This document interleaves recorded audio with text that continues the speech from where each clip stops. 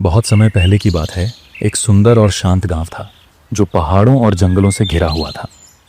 उस गांव में नंदिनी नाम की एक लड़की रहती थी। नंदिनी दिखने में बेहद सुंदर थी। उसकी आंखें चांदनी रात में झिलमिलाते तारों जैसी थीं और उसका स्वभाव उतना ही निर्मल और दयालु था। वह सभी की मदद करने के लिए हमेशा तैयार रहती थी। नंदिनी के माता पिता किसान थे जो गांव के अन्य लोगों की तरह मेहनत से अपनी आजीविका चलाते थे। नंदिनी परिवार की सबसे बड़ी बेटी थी, इसीलिए उसने बचपन से ही अपने भाई बहनों और माता पिता की जिम्मेदारियां उठाना सीख लिया था। वह अपने खेतों में काम करती, अपनी मां का हाथ बटाती और साथ ही गांव के छोटे बच्चों को पढ़ाती भी थी। नंदिनी की सुंदरता और गुणों की चर्चा दूर दूर तक। गांव के युवक उस पर मोहित थे और लड़कियां उसकी सादगी से प्रेरित। लेकिन जहां लोग नंदिनी की प्रशंसा करते थे, वहीं कुछ लोग उससे जलते भी थे। गांव की कुछ महिलाएं और पुरुष उसकी लोकप्रियता से ईर्ष्या रखते थे। गांव में एक अमीर जमींदार था जिसका नाम ठाकुर वीरेंद्र था। ठाकुर का बेटा विक्रम नंदिनी को देखकर उसका दीवाना हो गया। उसने नंदिनी को कई बार अपने प्यार का इजहार किया, लेकिन नंदिनी ने हमेशा उसे मना कर दिया। मैं तुमसे शादी नहीं कर सकती विक्रम, नंदिनी ने कहा था। तुम्हारी नीयत सही नहीं है और मैं किसी लालच या दबाव में अपना जीवन नहीं बिताना चाहती। विक्रम के अहंकार को नंदिनी की यह बात सहन नहीं हुई। उसने ठान लिया कि वह किसी भी तरह नंदिनी को सबक सिखाएगा। गांव में एक बच्चा बीमार पड़ गया। उसके ठीक होने का कोई उपाय नहीं मिल रहा था। गांव में पहले से ही अंधविश्वास का प्रभाव था।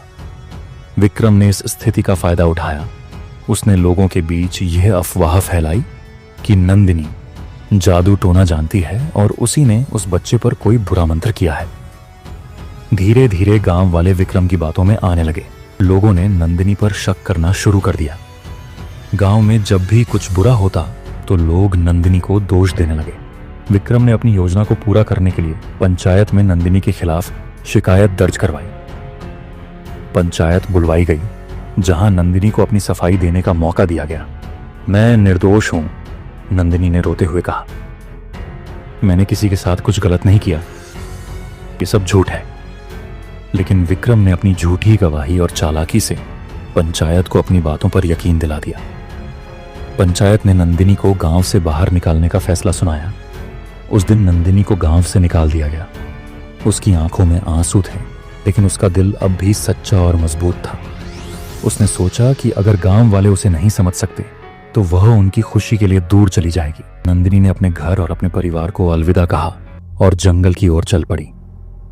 उसकी आंखों में दुख था, लेकिन साथ ही एक अजीब सा साहस भी। उसने यह तय कर लिया था कि वह किसी भी स्थिति में हार नहीं मानेगी। चारों ओर अंधेरा था। पेड़ों की सरसराहट और जानवरों की आवाजें सुनाई दे रही थीं, लेकिन नंदिनी ने खुद को शांत रखा। उसने भगवान से प्रार्थना की, हे ईश्वर, मुझे सच्चाई और न्याय के लिए लड़ने की शक्ति दो। मैं निर्दोष हूं और मुझे यकीन है कि मेरी सच्चाई एक दिन सबके सामने आएगी। इस तरह नंदिनी का जीवन एक नए अध्याय की ओर बढ़ने लगा। उसने सोचा नहीं था कि आगे चलकर उसका नाम चुड़ैल के रूप में लिया जाएगा और वह न्याय की प्रतीक बनेगी। जंगल में पहुंचने के बाद नंदिनी ने अपने चारों ओर फैले घने पेड़ों, झरनों और पक्षियों की आवाजों को महसूस किया। यह जंगल जितना डरावना था, उतना ही सुंदर भी। पहले कुछ दिनों में नंदिनी ने अपने रहने के लिए एक सुरक्षित जगह ढूंढी। उसने एक पुराने टूटे फूटे मंदिर के पास अपना डेरा बना लिया। वह दिन भर जंगल में फल फूल इकट्ठा करती और रात को मंदिर में बैठकर भगवान से प्रार्थना करती। धीरे धीरे उसने जंगल के जानवरों से दोस्ती कर ली। एक हिरण, जिसे वह प्यार से चंपा कहती थी, हर सुबह उसे मिलाने आता। पक्षी भी उसके पास आकर चहचहाते और उसे अकेलापन महसूस नहीं होने देते। एक दिन नंदिनी को मंदिर के पास एक चमकती हुई रोशनी दिखाई दी। जब वह करीब गई तो उसने देखा कि वहां एक रहस्यमय बूढ़ी औरत बैठी थी। वह औरत दिखने में अजीब थी, लेकिन उसकी आंखों में एक अलग ही चमक थी। तुम कौन हो?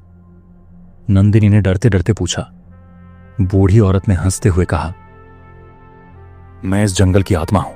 मैं तुम्हारे दिल का दर्द जानती हूं, इस जंगल में आने वाले सभी निर्दोष लोगों की मदद करना मेरा कर्तव्य है। नंदिनी ने अपनी सारी कहानी बूढ़ी औरत को सुना दी। बूढ़ी औरत ने कहा, तुम्हारे साथ अन्याय हुआ है, लेकिन डरने की जरूरत नहीं।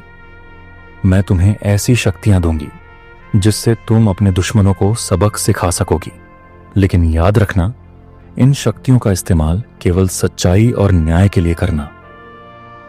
बूढ़ी औरत ने नंदिनी को एक मंत्र दिया। उसने कहा, जब भी तुम अपनी आंखें बंद कर इस मंत्र को बोलोगी, तुम्हें अद्भुत शक्तियां मिलेंगी, लेकिन इन्हें किसी को डराने या नुकसान पहुंचाने के लिए इस्तेमाल मत करना। नंदिनी ने उस मंत्र को याद कर लिया। धीरे धीरे उसे समझ में आया कि उसके पास अब हवा, पानी और जंगल को नियंत्रित करने की शक्ति है। वह जानवरों से बातें कर सकती थी और उनकी मदद ले सकती थी। उधर गांव में अजीब घटनाएं होने लगीं। लोगों की फसलें अचानक खराब होने लगीं और बच्चों को रात में डरावने सपने आने लगे। गांव के लोग सोचने लगे कि यह नंदिनी की आत्मा का प्रकोप है। विक्रम ने इस डर का फायदा उठाकर गांव वालों को और ज्यादा भड़काना शुरू कर दिया। देखा, मैंने कहा था कि नंदिनी एक चुड़ैल है। अब वह हमें जंगल से परेशान कर रही है।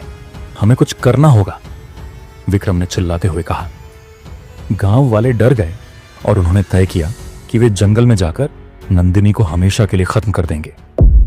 एक रात गांव वालों का एक समूह मशालें लेकर जंगल की ओर बढ़ा। उनका इरादा नंदिनी को ढूंढकर उसे मारने का था, लेकिन जैसे ही वे जंगल में पहुंचे, वहां अजीब घटनाएं होने लगीं। तेज हवाएं चलने लगीं, पेड़ अपनी शाखाओं से उन्हें रोकने लगे और हर तरफ अंधेरा छा गया। अचानक नंदिनी उनके सामने प्रकट हुई। वह सफेद कपड़ों में थी और उसकी आंखों में एक अजीब सी चमक थी। तुम सबने मेरे साथ अन्याय किया, नंदिनी ने गुस्से से कहा। मैंने कभी किसी का बुरा नहीं किया, फिर भी तुमने मुझे चुड़ैल कहा और मुझे यहां अकेला छोड़ दिया। लेकिन अब मैं तुम्हें दिखाऊंगी कि सच्चाई की शक्ति क्या होती है। नंदिनी ने अपनी शक्तियों का इस्तेमाल करके विक्रम को सच बोलने पर मजबूर कर दिया। विक्रम ने डरते डरते स्वीकार किया कि उसने ही नंदिनी को बदनाम करने के लिए झूठी कहानियां बनाई थीं। गांव वाले यह सुनकर हैरान रह गए। हमसे बहुत बड़ी गलती हो गई, गांव के मुखिया ने कहा। हमने निर्दोष नंदिनी को परेशान किया। नंदिनी ने कहा, मैंने तुम्हें माफ कर दिया, लेकिन याद रखना, कभी भी झूठ और अंधविश्वास के आधार पर किसी को सजा मत देना। गांव वाले नंदिनी से माफी मांगने लगे, लेकिन नंदिनी ने गांव वापस लौटने से इनकार कर दिया। उसने कहा कि वह अब जंगल में ही रहेगी और उन लोगों की मदद करेगी जो सच्चे दिल से न्याय की मांग करेंगे। आज भी लोग कहते हैं कि उस जंगल में नंदिनी की आत्मा रहती है। वह सच्चाई और न्याय की प्रतीक बन चुकी है। जो भी सच्चे दिल से उसकी मदद मांगता है, वह उसकी सहायता जरूर करती है। इस तरह नंदिनी ने चुड़ैल कहलाने के बावजूद अपनी सच्चाई और अच्छाई से सभी को जीत लिया